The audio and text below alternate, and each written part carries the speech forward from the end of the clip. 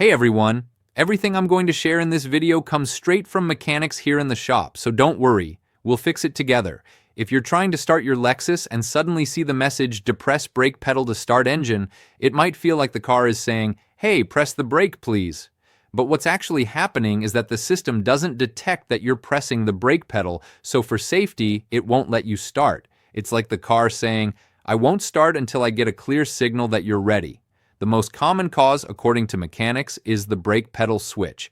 This little sensor tells the car's computer that you're pressing the brake. If it's dirty, misaligned, or damaged, the car doesn't get the correct signal and keeps showing the message, even if you are pressing hard. Quick trick: if your brake lights don't turn on when you press the pedal, the switch is almost certainly the culprit. But it's not always the switch. Many mechanics note that problems with the 12-volt battery or loose connections can confuse the system. For example, after a battery dies or is replaced, the car may still show the message because the module isn't detecting the brake signal correctly. Checking that the battery is fully charged and all connections are secure can save you an unnecessary trip to the shop. Other mechanics mention fuses related to the start circuit or brake lights. If a fuse is blown or a connection is bad, the computer might think you're not pressing the brake and block the start.